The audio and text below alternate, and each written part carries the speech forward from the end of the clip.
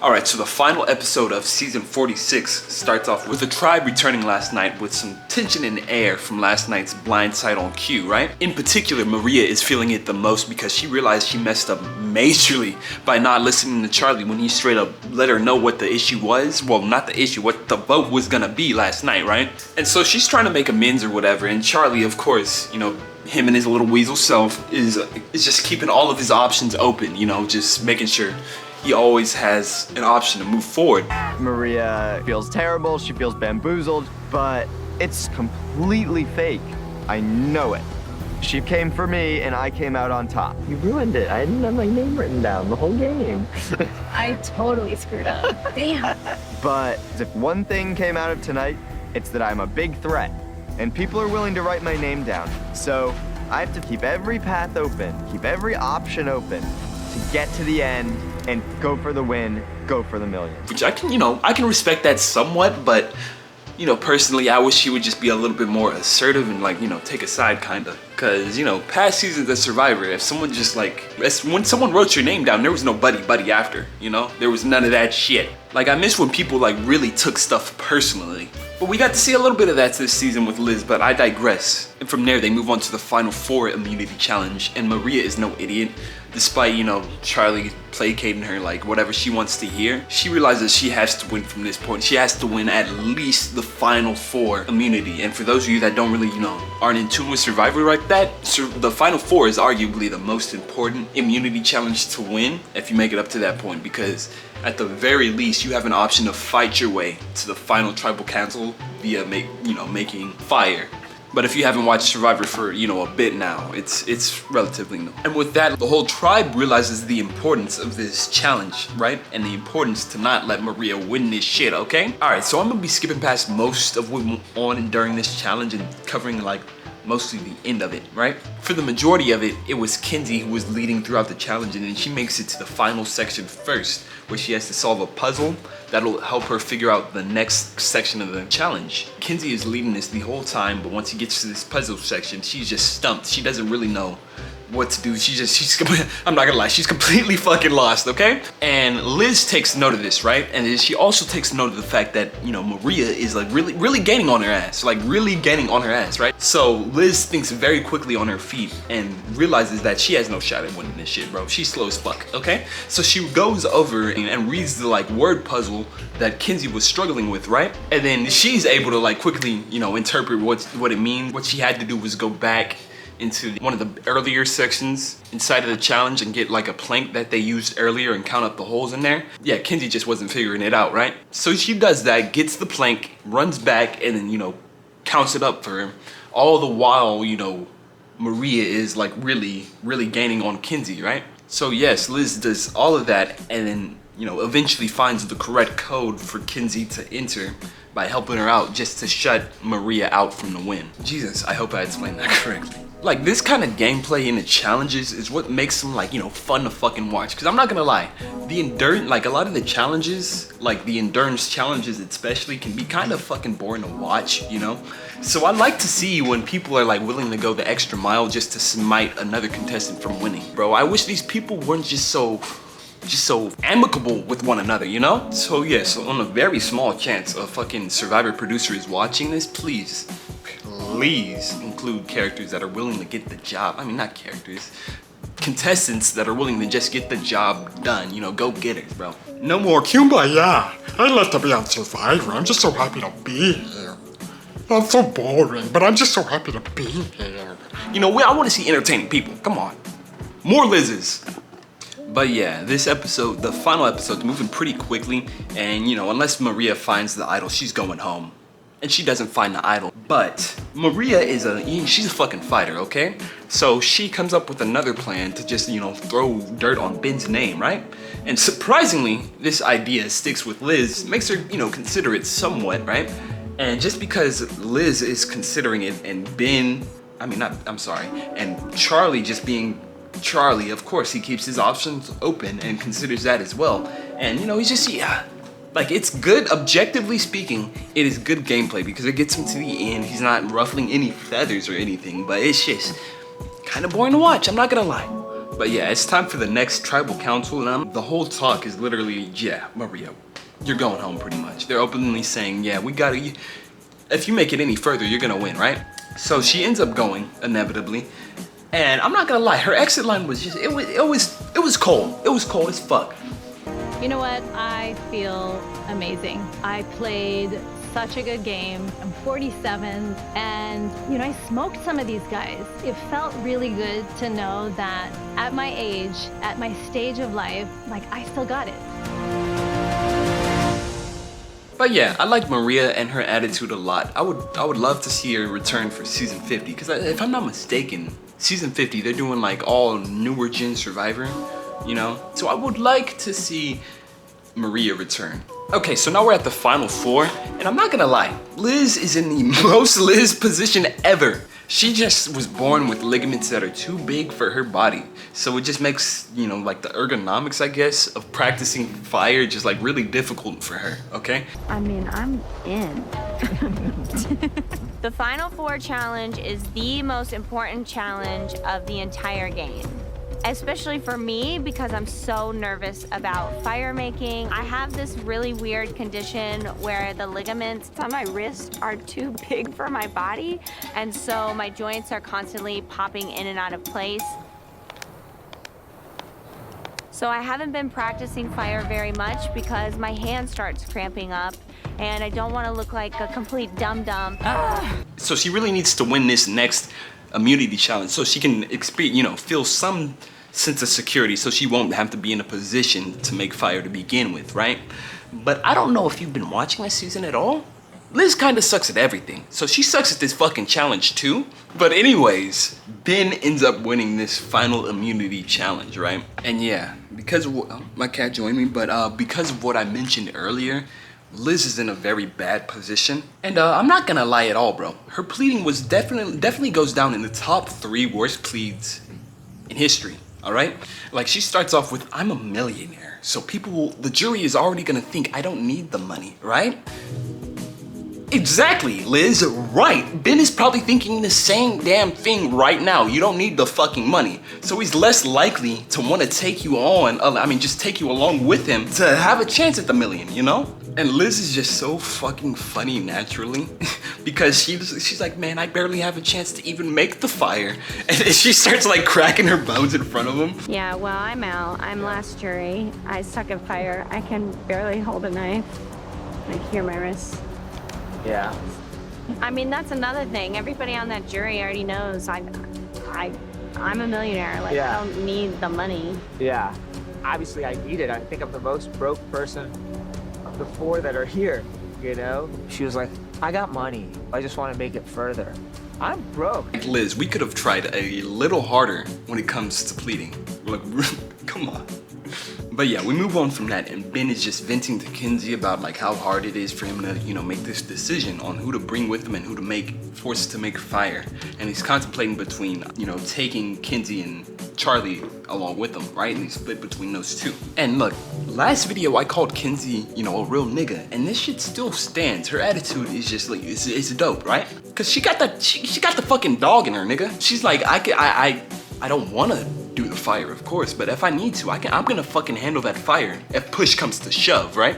And I think this is the main difference between her and Charlie, because Charlie's met with the same conversation with Ben, him just venting about how hard it is to make this decision, and Charlie is just like pretty much begging for him to take him, despite the fact that he's much more confident in his fire making ability than Kenzie ever was.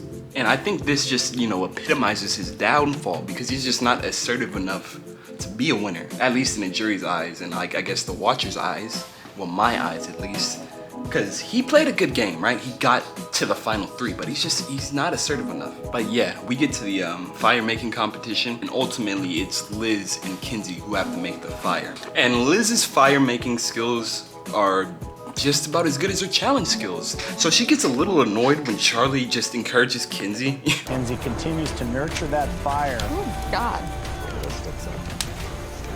Charlie, she knows. But eventually Kenzie does beat Liz in the fire making competition. Yeah, she literally does smoke her, okay? So with that, Liz becomes the final member of the jury. I don't know about you guys, but Liz really made a turnaround in terms of likability for me this season. At first, I was watching her, I thought she was just, like a pretentious rich person or whatever. But once she started like really expressing herself, or like got the edit where she's like really expressing herself, I genuinely just found myself liking her, because she's fucking entertaining, that's a fact, and she's just pretty funny naturally. So yeah, complete turnaround on me. I did not expect Liz to be one of my favorite people from this season. But with that, we start the final tribal council, right? With the jury asking questions and everything.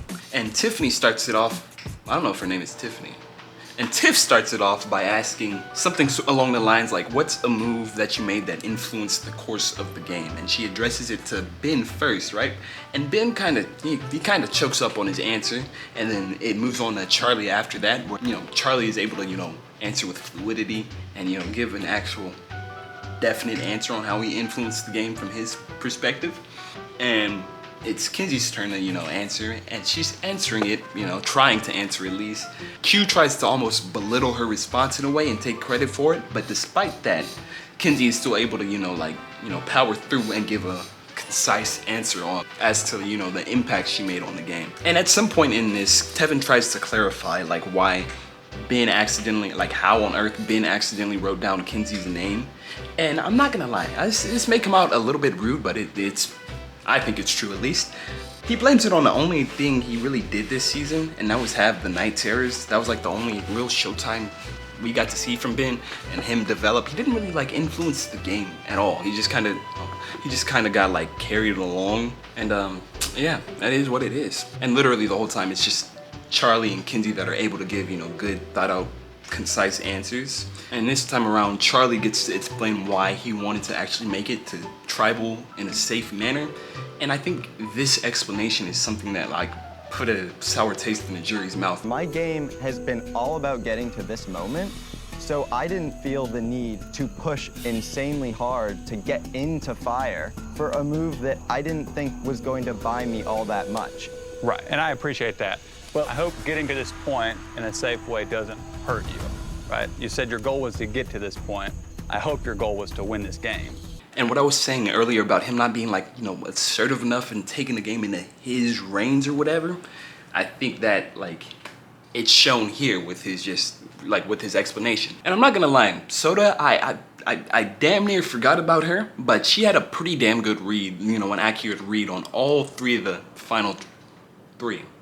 I have been on the jury the longest. I have been listening to a lot. Ben, my take on you was that you were playing an emotional game and that you had no agency.